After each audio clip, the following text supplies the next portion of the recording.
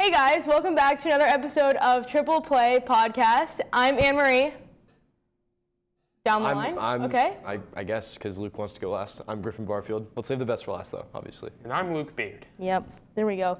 Well, today we're going to be talking about the Clemson-Georgia game as we approach Saturday. We'll ignore that. And then we're also going to be giving some of our picks for this week, some of our favorite games. What do you guys want to start off with? I mean, what are our initial thoughts on this game? It's game week. Anne Marie texted us, I will say. Anne Marie texted us and said that she was feeling very anxious and was about to freak out. Yeah, I was. I also then texted after and said, I'm rereading this, and this was really dramatic. And this is also when, that was like right after I drank my coffee. So sometimes I get this like, you know? That's fair. Those weren't words, so if this is audio, that wouldn't make any sense. But that's also, fair. Luke is eating a beef stick right now. Well, he needs the beef stick to energize? Is that the... I don't know. So I came in today and I had a beef stick in my bag. Yeah. And he really wanted it, so I hope, was it good? Mm-hmm. Yummy. All right, so going into this game, you know, I expect to see a lot from this offense. It's supposed to be revamped. We have a lot of returning guys. The offensive line's been set to look really good. Got a legit offensive line coach now in Matt Luke. Very true. Very true. You know, D-line was continuing to bow up under Rumpf. He's done a really good job at developing D-linemen, and I don't see that changing. Nope. I expect a lot from Phil Maffa. The passing game I'm still a little shaky on, but we're getting a lot of returning players. Mm-hmm. We have, you know, Cade is more confident. He's in his second year as a full-time starter. We have guys returning from last year. Antonio Williams is finally healthy. Tyler Brown expected to make a lot of noise. You have Stellato, who's been pretty prevalent in the passing game, at least last season. And then you have a lot of freshman talent. We had, who's the five-star that got hurt last year? Five-star. 2023 five-star receiver. Adam Randall? Yeah. Randall? We have a receiver that was... There was a different guy. I think I might be crazy. I could be wrong. I thought I might be wrong. That's I okay. might be thinking of someone else. But, yeah, Randall is playing. Yeah. We should be, I think that is one of the biggest things for Clemson, especially when we look at this game, is like, comparatively speaking to last year's roster, I don't think it was talked about enough how many injuries were battled. You know what I'm saying? Mm-hmm. Like, there was consistently an issue. There was consistently a problem. We were never 100% healthy in any area that we really didn't have a ton of depth. So, like, it kind of killed us. And that, even, like, offensive line, we had a few guys that were out. Wide receiver, we had a few guys that were out. Like, we were consistently battling that. And so I think this year, Clemson has some of those guys back, and I think the wide receiver room is one of the biggest areas or biggest questions of who's going to take the starting position. Because for me, I think there are two locks who will start. It's the third that I don't know. Well, who are the two? Who are the two? I think Antonio Williams and Tyler Brown. Yeah, fair. I think the third guy going forward will likely be and should be Wesco. Yeah. I agree. I think I wouldn't be surprised if an older player gets thrown in at that position initially. Like a Stellato. Like a Stellato or Randall. Yeah, but I think that Brian Wesco, from what we've heard throughout the season, will end up being that number 3 that we need. Yeah, he's a young talent and he's freakishly athletic, so that obviously helps his case. Yeah. And he's been here longer than TJ Moore. So yeah. He has that edge on him in terms of freshman, but I think that it'll be definitely a better look for Cade too. That'll help his numbers and help just movement on offense and not just relying on running the ball. Should help his confidence a little bit too. Absolutely, being able to, I agree. Play with guys who are. You have a formidable staff around you. You have people you know can play. Mm-hmm. This is one of the deeper Clemson wide receiver rooms we've seen in a while. So yeah, that's nice to see. But there isn't that one surefire guy yet. And I think someone has to make. I think Brennan Sewell's the surefire guy, and he's not a receiver. Yeah. So I also think that Antonio Williams, healthy, could have the potential to be that guy. Yeah, I agree. I think any of these guys could have the potential. Yeah. I think Brown could have the potential. I think Wesco could have the potential. TJ Moore could have the potential. Yeah, but I think the 3 receivers with the highest ceiling, in my opinion, are Antonio Williams, Tyler Brown, and Brian Wesco. I agree. Currently, So. I think I don't think Sweeney will roll out with Moore and Wesco off the cut. Yep. Like you said, Brown, Williams. I think you get more of a deep threat guy. Maybe you're Adam Randall. Yep. I know that Adam Randall has a soft spot, and like he's a lot more confident speaking to him and doing all that. But I think Moore will eventually take that over. Apparently, he is running I believe it's called the X with the deep threat on the outside. Yeah. Yeah, he's running the X in practice. So I expect him to be the fully deep threat towards the end of the season. Wesco slot or the Y. Yeah, I think I'm watching his tape. He does a really good job in the slot too, and I consider him like you said, a bigger upside over a guy like Stellato or even like Cole Turner if we're bringing in kind of like everybody in. And that, you know what, I think funny you mentioned that, but like, well, not really funny, but he's just one of those like forgotten players. Yeah. But not because of anything that he's done, just simply because injuries, honestly. Like even him and Stellato. And there's like, so much talent brought under the in radar. around them that it's hard not to get lost in the shuffle when you have so many blue chip guys Yeah. coming in. Which it just sucks because Cole Turner has flashes of like, He's flashes You that know. he could be the guy. But Yeah. he doesn't have that one full game, one full season where he is just like. that's how I feel about Stellato, but a lot of that is injury based. Yeah. Like there's consistently something there. So I think that's going to be a big thing that a lot of people aren't really talking about, just because we haven't been, or like Clemson hasn't been that like wide receiver room, like they used to be. Not what they once were known for. Yeah. They Yeah. Clemson hasn't really produced a receiver in the NFL draft in 3 years? I would say the last, Ross. Yeah. Ngata, but I mean Ngata was what? the last like Ross is saying Justin Ross, and it's like. the last one that was great was what T. has he Higgins, done I think. Production-wise, yeah. Last great receiver was T. The Higgins. last guy we've produced is T. And I think that, I don't know, I feel like if he can stay healthy, then Williams has that potential Yeah. to be that great. But it'll be really interesting. But besides that, I mean, So- let's talk about Georgia. yeah. Where, in terms of this game, what sticks out to at least the two of you in terms of where Georgia can maybe have the better players is maybe like a different way to say it, but where could they win this game? Yeah. Kind of the gaps. Yes. You know. Where could they win? I mean, right off the cut, quarterback. Quarterback, yeah, obviously Carson Beck's going to be a difference maker for him. I think on the outside, they're going to have speed. Yeah. Georgia's always going to have speed. They're always going to have playmakers. Yeah. So I think the outside will be dangerous, especially with a lot of potential injuries in the Clemson defensive back room. No one's really sure how healthy that room is right now. They haven't really said, what's going on. It looks like there's a lot of lingering injuries. Oh, really? But it hasn't been officially said. It's a lot of assumptions of lingering injuries, but no one really knows. And then, depending on who's playing at running back for him, We don't know because Trevor Etienne's not Etienne playing. might be suspended. He is suspended for one game. We just don't know which one. And so there's a lot of news around that right now. Yeah, because that is going to be a big. That's going to be a big thing. And then their second string running back isn't playing this week because he had toe surgery. Roger Yep. Robinson. So they would essentially be sticking in a. That's why I'm like. They'd have a third string running back. Yeah. With, they'd have to go for a pass heavy offense probably. Probably, yeah, for sure. That would be huge. They don't have a guy like Bowers anymore. They don't have that playmaker. No. They lost Ladd McConkey to the draft. No. You don't have your two biggest playmakers from last year. Jack Saint, Dejon Edwards, and there was another guy. They ran a tandem running back duo of Edwards and another guy, and they're both in the league now. Yeah. Who was it? They had the transfer to Texas.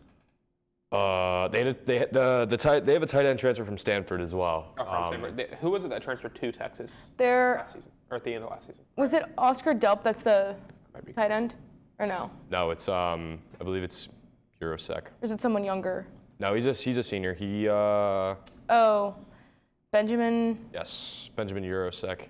Okay. I believe that's. I do think. I don't know what I was thinking. Yeah. They do have. So they have Dylan Bell, who's a junior, at receiver. But I'm just like like I said, or like you said, I think that there's adjusting for Georgia as well. They lost some of their biggest players, and that's not to say they don't have depth to replace it. It's just it's not the same. And I will say, like, I think Carson Beck is a great quarterback, but it will be really, really interesting to see how he does without some of those players that he had last year. And so to me, that's like the deal breaker. Like, in a way, because let's just say they lose their running back and then they're like sticking in their third string. Well, then, okay, you really are relying on your pass game. Yeah. And so how can he perform without those players? We'll see. Because if he does and completely like wins the game for Georgia, that's like, all right, he's that guy. Yeah. But if not, it'll just be interesting. Yeah, so. I mean, with Georgia, they lost probably the best player in college football. Yes. In Brock Bowers. Absolutely. They lost Ladd McConkey, who was a top receiver. And it's really hard to just replace that in the first game of the season. Yeah. Very true. So. Let's do the defense. Yeah, defense. That's where Georgia will probably thrive in this game. Yeah. Especially secondary. Yes. I mean, with Georgia, it's more of a situation where everyone knows their defense is going to be just stellar. Right. There's zero expectation that their defense is going to fall off. Yeah. And you know what Georgia's bringing on defense. You know where to look, where to watch, and they're going to have NFL caliber guys on defense pretty much every season now. Oh yeah. So it's more of what can Clemson actually do on offense now. Yep. Is the offense going to show up? Yeah, because to me it's like if Clemson's defense can hold, then it's going to be a low-scoring game, obviously. Yeah. But I don't know. It is one of those things where I think both teams have, top defense, like one of the top defenses in the nation, But Clemson lost a lot of guys last year, Nate Wiggins is gone. Makuba's gone. Those are two guys back there that are huge. Yeah. In terms of up front, I think linebacker is not much different, honestly. Like, I know Trotter's gone, but I think that there's confidence in Wade. It's the best returning linebacker. Wade and Sammy Brown, too. Yeah, absolutely. It's the best returning linebacker group in college football right now. Yeah. You return Barrett Carter, you return Wade Woodaz, you get Sammy Brown in. You bring a 5-star in. You have Jamal Anderson waiting in the wings, Kobe McLeod. I know I'm forgetting about someone else. You have a lot of effective players, though.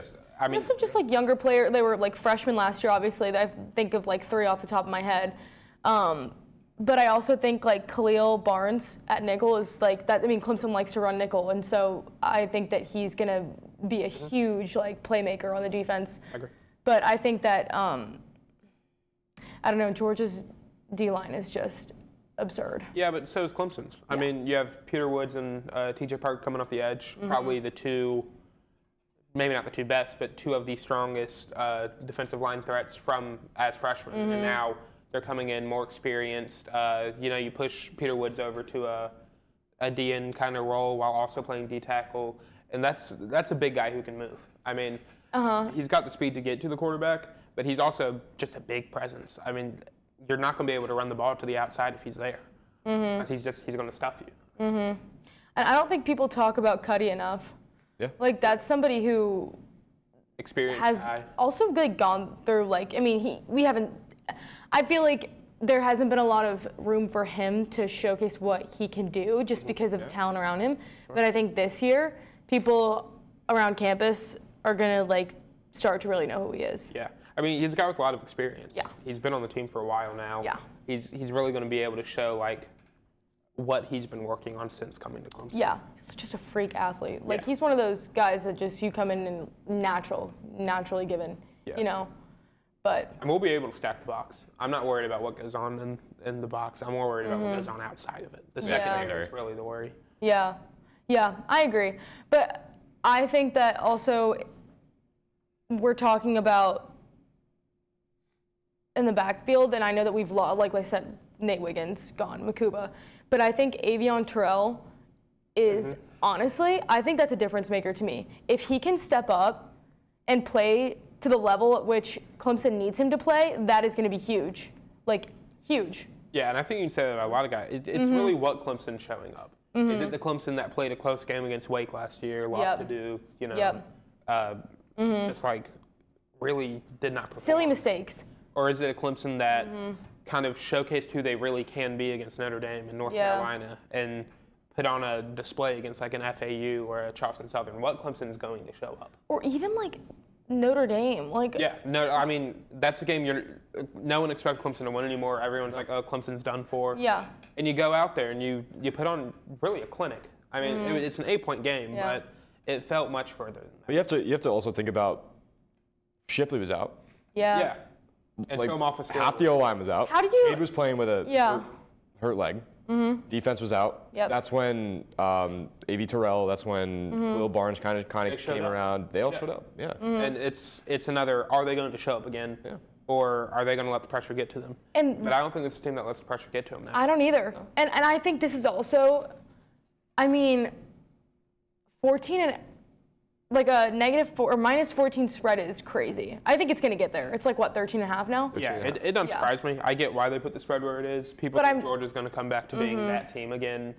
But I think Clemson is an underrated team, not just because I go here, but because I do have a lot of expectations. There's a lot of good returning talent, a lot of good young guys coming in, and I think this is the perfect mold to kind of show up again. This is a very mature team.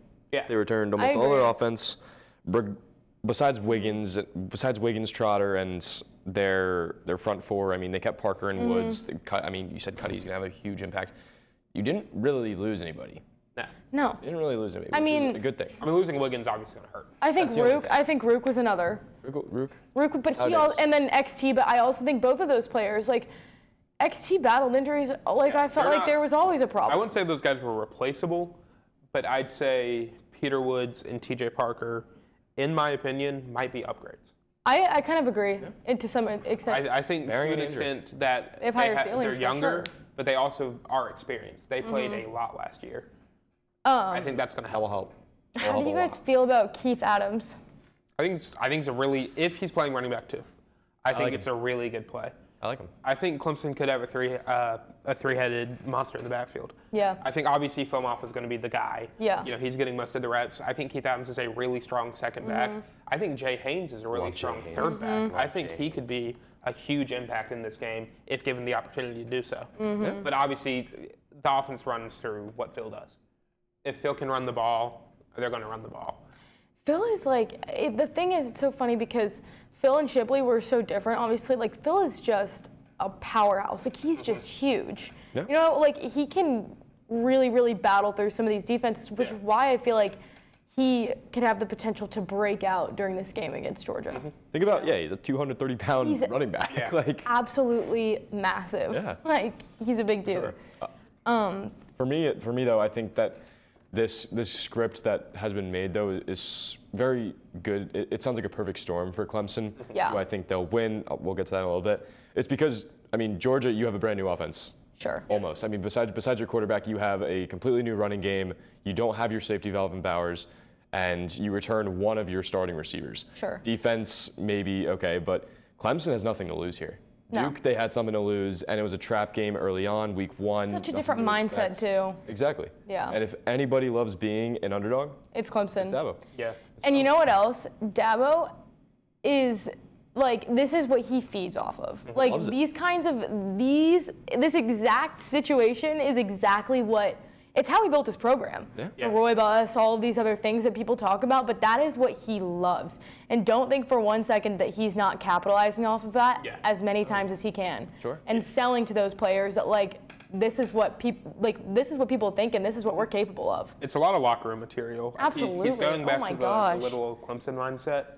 And although it's not as effective now, It's still there when you look at media when and you what look people at what say. people are saying, it's definitely Absolutely. it's going to be prevalent in what Dabo says. People you look at social media and any post that talks about this, it's like comments are just all like, oh, this is a practice game for Georgia. This is that, and I'm like, all right, obviously we go here, but like, I wonder how much of that impacts the players because we know Georgia has an issue with their culture. Clearly. I mean, look at all the arrests. Look at everything that's going on over Graduation rate. there. Graduation rate, 44%? While Clemson leads the country. Like 99. Very, very different. And it's like, but that's when you're looking at things and you're like, okay, that's a mindset in itself. Like, I mean, it really is. And so are these players as like locked in and as focused, or are they sorry, getting a DUI and whatever. You know what I'm saying? Like, Well, it's just, I'm obviously with being a Clemson, little- Clemson's always had that. Well, not always, but under Dabo, Clemson has made sure that he's Education. not just growing good football players, but growing good men. men. Yeah. With Kirby, who I think is the best coach in college football right now, and Yes. I'm a Agreed. fan of what he's doing. Absolutely. Agreed. He cares about winning, Yes. and it has made him successful. Yes. But we've seen that growing men isn't the priority. Well, I wouldn't say it's not the priority, but that's I think just you're- not what has occurred at Georgia. It's not a key value No, as much as it used to be. There's too much going on. This reminds me of the old Florida teams, I- the Miami teams. That something bad is going to happen. I I pray it doesn't. I don't want to speak down on what's going to happen there. Yes. But I'm worried that something bad, catastrophic will happen. It's going to kind of change what people see in that program, Yep. and that will cause an eventual falling out with Georgia. You have to be able to Yeah. both grow men and grow players. That's what Nick Saban did. He grew men and grew players. You did not hear about a controversy coming out of Alabama. Yep. Oh no. You don't hear about controversies coming out of Well, and obviously outside there's, of coaching, Ohio there's State. here and there, like there's little things that happen everywhere, and that's just what's going, like, that's what's going to happen You're when gonna you have a have some guys who roster at can that adjust. large of a size. Like, it's Yeah. not like you can predict what all of these, Yeah. whatever, but Every it's- team has a guy who won't be able to adjust. Sure, but when you have 20-something kids that are consistently, like, there's no excuse. Yeah. And also, I mean, think of how many charges have been dropped. Like, I don't know. It's just really crazy. I mean, even Trevor Etienne, I'm pretty sure his charges were initially dropped. Yeah. They were dropped.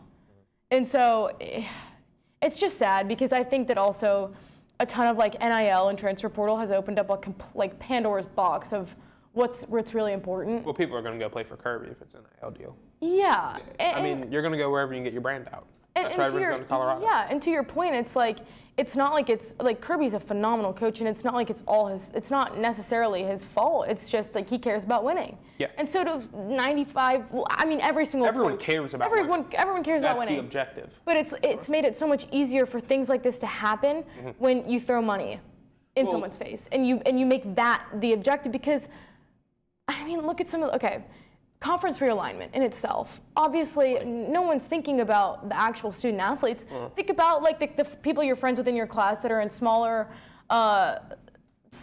athletics, like rowing or The Clemson volleyball you know what team I'm doesn't saying? want to have to travel to Exactly. California on a Tuesday night. No. That's ridiculous that No. they have to But that's do that. exactly what I'm saying. Conference realignment is, I agree, what kind of started this, what made the NIL shift. But It's just money based. And I'm fine with NIL. I don't care. Let them Yeah. make their money. They should be making money. They make so much money for the schools. Give them money. And I like the idea that schools will be able to pay them soon. But I think to a degree, you're bringing in so many people with different backgrounds, different faces. They're not all going to mesh. Yeah. And then it's going to cause the issues that you see at Georgia. It's a different place. You're not familiar with what's going on in your area. It causes you're going somewhere new. You want to, make friends, do whatever you can, and you're going to make silly mistakes. Right. The issue with Georgia is they've made too many mistakes off the field. On the field, And it's they're catching talented, attention. But it's, I'll mention that. But you see just how this has affected people's lives. I mean, Yeah. due to some of the mistakes that happened at Georgia, people have died. Yeah. And Yeah. It was addressed, but it wasn't really addressed. And you know what? That's why I feel so. That's why it frustrates me a little bit if Trevor Etienne is non-suspended. That was a drinking and driving incident. Feels a little insensitive. I'm like, there should be repercussions to things that happen, Everyone especially. should be held accountable. Yes. And it's And like, there's no accountability being held at Georgia. and I'm sorry, but like winning is not more important than some of these other things that are going on. Like at the end of the day, it's like, So I do. It'll be really interesting to see what happens with Trevor Etienne. I really do think it will. And if he doesn't get suspended, he doesn't get suspended. Yeah. It happens, but at some point you have to make an example. Sure. And it sucks for him that he's going to have to be the example as a transfer. But you're not making an example with any of the other 20 guys that it happened to. Especially because they kicked one guy off the team for some issues recently. Right. But that wasn't the driving issues. That was a whole new thing. Yeah. And Very fair. I think if you want to make sure people know you can't do this, you don't suspend them for a game against who's Georgia going to play as a Some easy team? like Vanderbilt Yeah, maybe? a Vandy. Not even that, but like they'll be playing like Weber State, and they'll make them that's your suspension game. That's why it's funny because you can't do that. That's why it's funny because it almost feels like Clemson would be the perfect game for them to suspend him, because Clemson is not talent-wise, like it's not deemed as Well. Yeah, well, I'm saying like it's not deemed as we're ranked like 14 in the country, and their schedule, they're playing all these SEC opponents, Bama. and we already know exactly. It's like, why would they ever choose a team like Bama? You're not choosing Texas, Oklahoma. You're not choosing Bama. You're Yeah, not choosing. they play Missouri, Ole Miss. I don't know. Yeah, I think it's Missouri. They play Missouri. Yeah. But so it's like you can't do that, like you said, but you're not going to do it to Vanderbilt. So Clemson might be the perfect. Yeah, you don't want to never do know. it. You don't want to do it against a Texas. But you shouldn't do it against a Weber State, a Florida Atlantic. No, that's why I'm like saying that. like Clemson You might need to be find that a fair perfect. medium, and they'll end up making it like Georgia Tech, who has a chance to be good this year, but Yeah. you dominate a team for so But- long, you're not worried about playing them. But if they don't, and he plays, that proves that Kirby feels like there's a reason, like there's an No, I get what you mean. So, and plus, it might be a smarter idea to hold off on it, especially while their backup gets healthy. Yeah. But regardless, if the backup's out, you're still rotating with your third string. Yeah. Well, Very true. I don't think we also realize is a huge impact of this game is Matt Luke. Yeah. Matt Luke, familiar Oh with my the Georgia gosh. offense, familiar with how Kirby runs the game, Yep. how he calls plays, how a lot of these guys play. Yeah. He was there for a national title. Yeah. He could be a game changer for Clemson. O-line, if we, which I think we will, see improvements, that could be something huge for Clemson. The importance of the offensive line, and more specifically the offensive line coach, is so underappreciated. Mm-hmm. And when you see a guy like Matt Luke decide to go to Clemson after having a head coaching job in the SEC before, winning national championships with Georgia, Mm-hmm. there's obviously something he likes here. He likes either the players or he likes something going on with the coaching, the culture, whatever he likes. Obviously, it's something big because you're not up and He moving sees somewhere. potential. You're not leaving. Yeah, he came out of retirement. He came out of retirement That's for what I was this gonna job. Yeah. You're not coming out of retirement. You for a see job. potential. No. And I think a lot of people do, at least I hear, it stinks for Dabo because you guys won't ever win anything, but, his values are great. Like, I mean, first part of the sentence, I don't know. Point being, I think that people really respect what he's done here and what he can do with the values, and how cool would it be to say, they did, I'm part of this team and we did this given this, No. And so maybe they see that. But how do you guys think Matt Luke's offensive line will help Cade? Do you think there's going to be like a confidence boost just because maybe there's more trust? Yeah. I think so. Yeah. Just because of winning culture. I mean, Yeah. he was he was a coach at Georgia. He was a coach at Ole Miss. I mean, anytime you're a coach at SEC school, you have to have that winning mentality. Especially a head coach. I mean, Exactly. You have to be that guy. Exactly. And even I was at player interviews today, and Adam Randall said it. He's like, Matt Luke has been one of the most important people because he knows how a team operates. He knows how a good offense operates to win games. He knows how a good offensive line operates to win. So similar to like the Garrett Riley thing, maybe we don't see these perfectly. Maybe we don't see these right off the cut because it is week one. But you're going to see some sort of changes that are going to help this team. And the thing with him is if you watch him coach, you can tell, people want to play for him. He's a motivator. I've heard nothing but good things. He's a leader of men. That's what Matt Luke is. Yeah. And that's what you need, not only in your head coach, but in all the coaches under him. You see guys like, I'm going to use Rumpf again for an example, D-line coach. He's a leader of men. He's a They great love coach. him. Everyone from, players, the top guys, down to the equipment staff, all love this guy because he cares about every single person back there. And I feel like Matt Luke's that kind of guy. I feel like Garrett Riley's that kind of guy. I feel like almost every coach we have. Yeah. Almost. Yeah. Obviously, there's going to be guys who are a little different. Yeah. But almost every coach we have, every higher up in the football facility cares about everyone involved because they know it's not just about me. They know it's about every single person in there. Absolutely. Griffin, I want to hear what your key takeaways were. Did you go to the pressers? No. I did. I'm interested to hear was there anything that stood out from the pressers or anything really interesting that you thought? I think the biggest thing that I heard was, so who did I hear from? I heard from Cuddy, I heard from Cade, Barrett, Oh, they had Khalil Cuddy? Barnes. They had Cuddy. He didn't really say much. Yeah. Cuddy essentially was just really excited to face tough competition. Yeah. But with Cade, what stood out to me the most about Cade was how he, people were asking him, how do you feel it's game week? He goes, I feel the same that I've felt since the beginning of fall camp. And we are taking this in an urgency where if you are not excited to get up, it's a game, and go to fall camp and work on yourself and combine as a team, then we're not fighting for anything. We want to play football every day, which I think is I think it's a very, very good type of mindset to have. So I mean, just based off his body language and the way he spoke, he doesn't seem as nervous as, a quarterback would expect, facing last year, week 1. Yeah. Exactly. Yeah, that's a good A lot point. of confidence. That is and a lot good of point. leadership too, which is really good. Which, you know what else is, I think, going to be interesting or could be used as fuel other locker room talk? The Florida State game.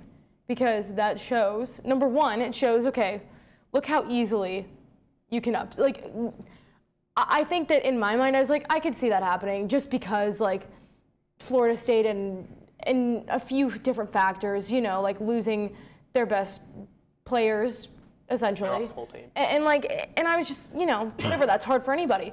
So, and Georgia Tech being Georgia Tech, that's never somebody you're necessarily threatened of, but they can be sneaky. My point being. Yeah, when you lose a whole team and then you transfer in A quarterback. the worst college. Gains. The worst college quarterback transfer. I'm serious. The worst college quarterback transfer of this cycle. Well, I think he. Can I also say that offense looked the exact same as it did? I felt like I was watching Clemson offense. I felt like I was Did you guys watching feel that too? The Florida State offense that was under. Is it Willie Taggart? Is he the one right Yes. before Norvell? Yes. I felt like I was watching that offense. 20, That was horrid. Yeah. 19 Just Florida State. terrible to watch. And DJU probably wasn't the worst transfer quarterback in this class, but he's no one's top pick. He needs a certain He's not narrative. your first Yeah, guy. He needs yeah. a certain narrative to succeed. But I think that game too, you could look at it and be like, okay, look how easy it is to upset a team. That you are so. When I look at the two rosters, I'm just like, Florida State should have won. It's 5 stars everywhere. Against, You're not recruiting Georgia the same Tech team that kids. has, you got 3 stars, a couple 4s maybe. You are simply not recruiting the same kids. No? So Georgia Tech coming out and beating Florida State, to me, that is a culture and mindset and thing that Georgia Tech had built going into it, saying we can do this still. Well, it shows how important it is to keep a team together. Guys who know each other, guys who want to play together. With Clemson, they kept pretty much the entire roster outside of Makuba and Bo Collins. Yep. Everyone else that mattered is here. A couple guys went to the draft. People don't talk about that Georgia, enough either. Everyone goes to the draft. You have guys transferring in and out. This isn't a team that knows each other very well. They've been together maybe 3-4 months. There's no chemistry. No. And they haven't played a real football game together yet.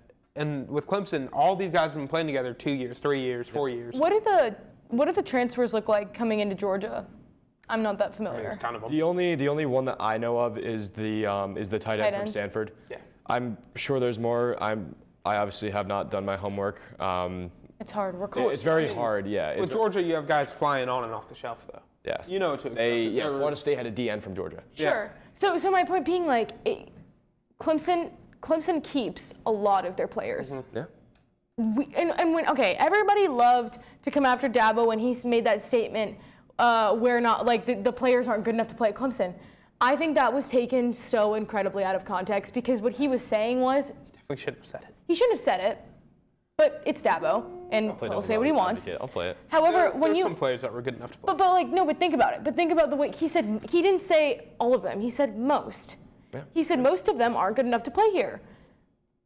That's so true. There's only 1% of players that are actually worth getting. There's a lot of guys that you know what I'm saying? were in the portal. I agree. There's a lot of guys in the portal that were not good enough to play here, but there's a lot of guys that were too. Sure. I think he just doesn't. I apologize for interrupting. I don't think he you're wants to use it as a stepping stone to another school, to more money, or to the draft. He wants to use it because people want to play here. But it's also who would Clemson replace with Bo Collins? I don't think that. I think that Clemson could have gone out. You what? I got to think of guys who are in the portal now. Okay. Well, absolutely. Clemson could have gone and grabbed some phenomenal receiver, you know, but that would take away from one of Dabo's biggest, in my mind, like. We're a team that cares about, well, Deion, I do think, cares about developing men and. I do too. But we're a team that can maintain players and then get a few guys. We didn't get a few guys this year, which hurts, but fine. At least we're maintaining players. Colorado lost half their roster, got a new half of their roster. You know, you lose. I think the biggest issue too, also, like you said, is with maintaining is like developing. Like we didn't see a ton of development with receivers last year. Yeah, because they're all young. Yeah. And hurt. Yeah. But now you're going to see how they develop, and you see the same faces over and over as a fan. You grow an attachment to them. They grow an attachment to the school. They grow attachment to the guys around them, and that is how you maintain a team. Yeah. And luckily for Dabo, he has at least mastered maintaining a team and not having to bring in new guys. He didn't have to bring in a bunch of guys, which is important. That's a key aspect. And if he was losing more kids, then I'm sure that he would have to go to the portal. Yeah. But the fact of the matter, it's like, it's not like he... You lost 2 kids to the portal, 3 kids maybe. It's not like he has... Makuba. Yeah. Exactly. And Makuba was a big loss, I will say. I agree, but... Again, it's kind of just next man up. Like Khalil Barnes, R.J. Mickens is still there because Makuba went from corner to safety. Makuba was also not what he was supposed to be last season. But that's right. I digress. Well, I also think Nate Wiggins took over. Well, yeah, because Nate Wiggins was one of the best corners in college football. Yeah. Do we think is Tyler Venables fully healthy? Yeah. Yeah, he should be. Okay. Should be. I don't think he plays, but I think that he's just like. I think he will. He's a leader. I mean, Tyler Venables is a leader. Coach. He'll be coach. Absolutely. I think he will play just because of Dabo loving to put in the veteran player and the leader on the team. I could see him playing, but he's going to be playing. He's going to get pushed down to like a linebacker spot, maybe a nickel coverage. Yeah. Maybe him and Khalil rotate or something. He's not going to be a. I'm the biggest fan of Khalil Barnes. I'm like the biggest fan. Tyler Venables isn't going to be your deep safety. No. He's going to be the on-field coach. Yeah. He'll be your on-field coach. But I think that he's huge in terms of leadership. Oh, yeah. I agree. All right. Predictions? Let's bounce over the predictions. Griffin, go first. We'll just do Clemson, Georgia first, I guess. Yeah. Okay. My hot take for this is that Clemson will lead at the half. I think that the pieces are together, the experience is there. And like I said, there could be growing pains for Georgia. That's my take. But Georgia's a team that gets better quarter after quarter after quarter. They're not your first quarter team. They are going to run you in the mud third quarter, fourth quarter, and make your life miserable. I see this game a little bit like the Georgia-South Carolina game last year. South Carolina were up 2 touchdowns. Got halftime, Kirby, he's like, okay, guys, this is what we need. This is what we play for. I don't know if you've seen the motivational video. They just adjust. That's what they do. Who was it that they were playing that they were like getting killed by at the beginning of the year? South Carolina. That's what you just said. Oh my gosh. This is what we work for. And I was like, all right, man, I need to like go lift weights or something. But I think this game is going to slowly get into Georgia's favor. I think maybe a late Clemson turnover. I know it's back. I have Georgia winning this 27-17. Okay. Yeah, I'm also going to say similar score. I'm going to go Georgia 21. We're doing scores? Oh, let me think. Sorry, I'll say 21-10 Georgia. Similar reasons. What'd you say? Yeah. 21-10 Georgia. Clemson probably leaves 10-7 at the half. And then Georgia will score one late third quarter. Clemson will have a chance to score late turnover. Georgia scores off it. Yeah. Closes the game from there. Yeah. We're talking about the number 1 team in the country, which I don't think this is a bad loss. And we're still questionable about, I feel like we'll miss a field goal or two. We're questionable about Hoser. I've heard some questions about Hoosier coming into. Really? About who? Nolan Hoosier. Nolan Hoosier, the freshman. A lot of people like him, but I've heard questions about him still. Oh, really? Yeah. Even though Dabo put him as the number 1 spot. People are shaky. Great. I've heard a lot of shakiness. Well, that was something that I meant to touch on, and I'll give my score prediction in a sec, but like really quick. It's so interesting to me that there's a freshman. Yeah, he's a freshman kicker. You're going to be shaky on him. I think a lot of people are going to be There's shaky. a reason. Kind of have to be. There's a reason he did it, though. Yeah. He's a good kicker. There's a reason he did it. I mean, he was 5-star. I think just what I know about the kid is that he has a really good, he's very accurate, very good leg. The distance is what's going to be a little rough. While Robert Gunn he's not accurate. He's like a shotgun. He's going to blast it, but it's not going to be accurate. But I think that maybe it's the difference of like mentality.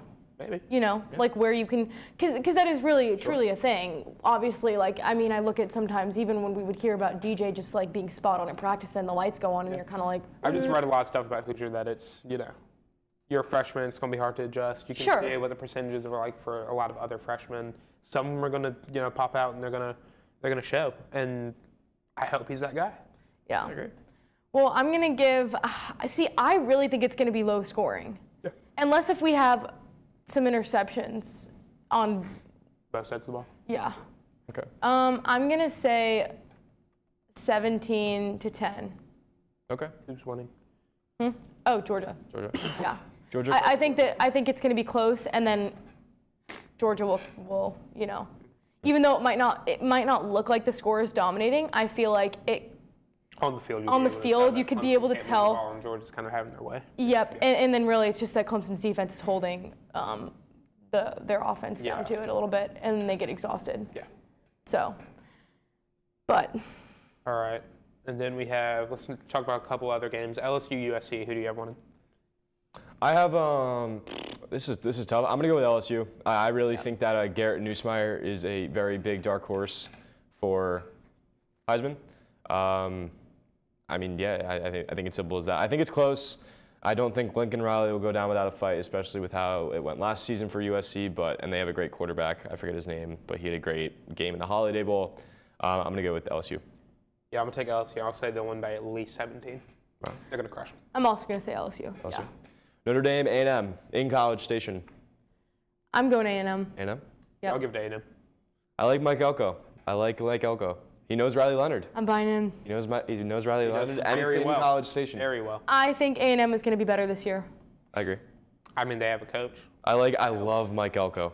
I do too. I love Elko. I think he's great. Good culture. I think guys want to play for him. Yeah. And I think that's absolutely. Oh my gosh, he's somebody that you watch his press conferences even, and you're just kind of like, I can see how he can command a room. You know, like you're drawn to it. Same thing with Marcus Freeman. These are two coaches I respect. Yeah, I think those are two very good coaches. Sure. Two guys that kind of match each other's energy. So I just haven't seen, and again, I feel this way about Notre Dame. I feel this way about Miami. I feel like there's always so much to say. There's too many questions. Always so much to say.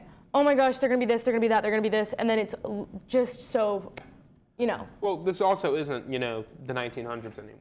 It's a new era. This isn't the early 2000s. We're not in 1960. Yeah. Notre Dame's not that team anymore. Miami's not that team anymore. These are guys that are living up to a name that they haven't lived up to in 20 years, at least. And that being said, Miami versus Florida. Give me Florida. It's in the swamp. I think there's a lot of pieces going on in Miami. That's like your Colorado. That's like a Florida Cam State. Ward, though. I love Cam Ward. They'll get it together, but you're at Florida. Something tells me Florida. Cam Ward is my ACC MVP. Really? I think he's one of, if not the best college quarterback right now. I think he's gonna. Legit. He's old. He's he's mature. He's familiar with the game. Sure. And I think he'll be able to play a team like Florida. Where is it? There's a lot of. It's in Florida, but. I was gonna say Miami travels well, but they don't. 2.5 point favorite Miami. I honestly might take Florida I because think Miami's built better. Only because I feel like Miami is.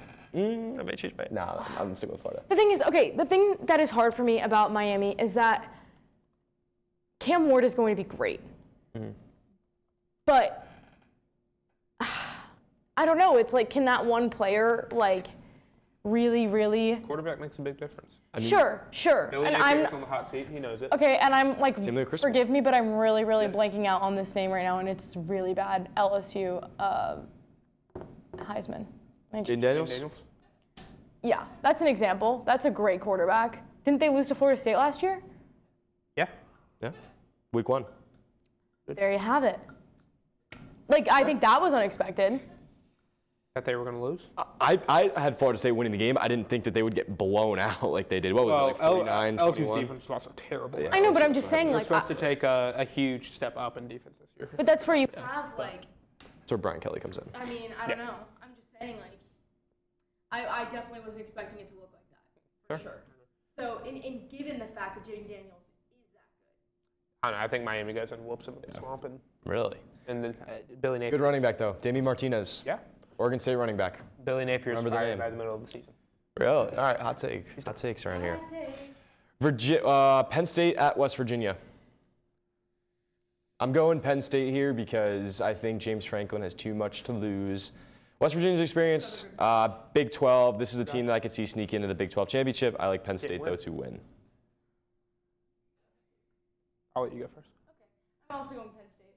To be honest, Joe, I don't know that much about West Virginia right now, but I just can't see Penn State losing that. Yeah, you know, it's Penn State, you know, big game situation. That means they're going to lose. West Virginia's going to come out, they're going to beat them, and they're going to shock the world. And West Virginia's going to be a big contender in the Big 12. I think they have a chance of winning it this year. West Virginia? It's either them or Oklahoma State, in my opinion. Maybe Utah. Yeah. Actually, yeah. Those are my three. I'd say Utah's my pick, but Oklahoma State and West Virginia are my two. I can see right behind them. Yeah. for sure. Oh, yeah. They're I think West Virginia comes out and makes a statement. Yeah, okay.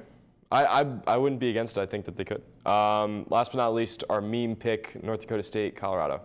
In Colorado. Yeah. North Dakota State. North Dakota State. You got to look at those players, man. That's a real football team right there. I actually don't really like Coach Prime. I like him. I really like Deion Sanders, actually. I think he's a solid coach. He's been better this year than last year. The media made me so annoyed He by him talks. last year. Every coach talks. Some of them just get behind closed doors. They just get clicks. Yeah. Like Dan Lanning said, they get clicks. Yeah, they're a clicks team, and you know it works for them. Are we all North Dakota State? I'm North Dakota State for sure. I'll go North Dakota State. awesome. Okay, fine, me too. Before we go, national championship pick. Oh. That's early. Okay. Way too early. Did you guys watch this on game day Who when they was picked I this? looking for? Did you see Yes, any of the picks? I did. Did it surprise you guys that none of them even said Ohio State? I don't think they'll win. I like Texas. I was But it did surprised that surprise Seamus picked Because Notre Ohio State Dame. has like crazy people there. He also picked Georgia Tech, though. Hey, Seamus is a ball knower. Seamus picked Hey, Georgia Tech. he's been in America long enough. He knows ball. Oh. The college game day picker, the Irish. Former WWE champion Seamus. That was so funny. He's awesome. I'm gonna go an underrated pick though, and I'm gonna say Texas. Make a big statement in the SEC and make a run in the Quinn Ewers. I'm not convinced on that. Quinn Ewers. Never convinced on Oregon. Oh. You're going to Oregon? You know I like Oregon, but I'm not. No, I like no, Lanning. I'm not going Oregon for a national championship game. I think they could be in the playoffs maybe, but their defense I don't think is going to withstand some of the powerful offenses this year. Fair. Okay. I'm thinking an easy pick is Georgia, obviously, but Texas is a great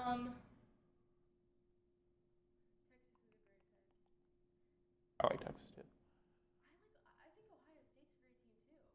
Pick them. Or don't. Luke, you have your pick? You don't? You don't have a pick? Wait, this It's is early. really hard. You shove it in the air? You know, You don't think about it? I think Quinn Ewers actually is the best quarterback in college football, but I don't think Steve Sarkisian can get it done. So I'm going to go with. I'm going to contend. This will be held against you for the rest of the season. Yeah, I know. Play. You're going to be mad when I say Way too early. Texas Tech. No. Kidding. I will go Tulane. with.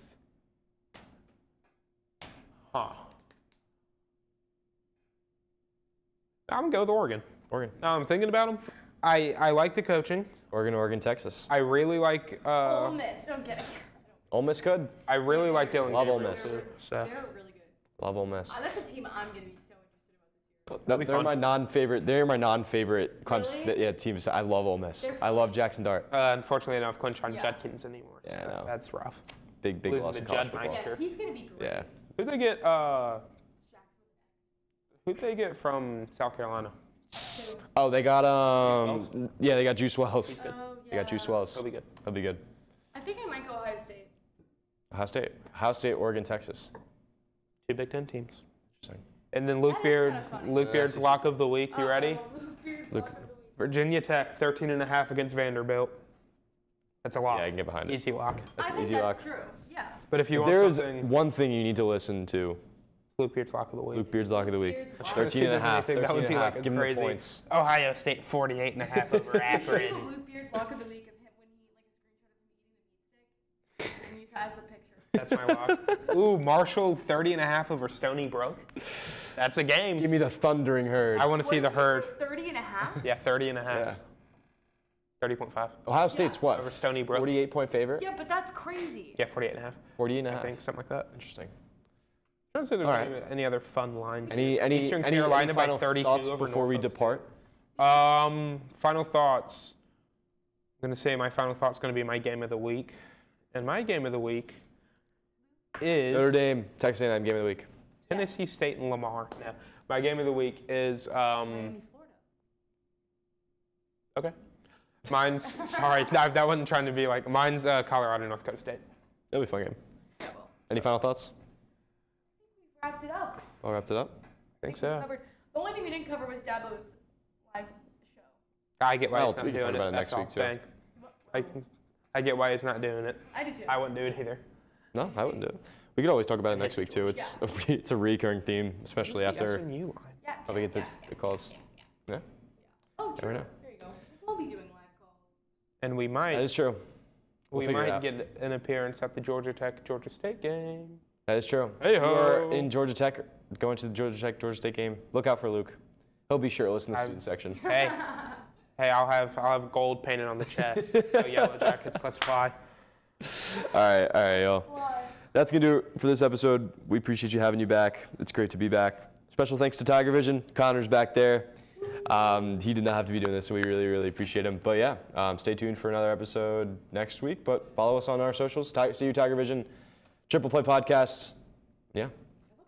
Until then, we'll see you guys later. Peace. Bye.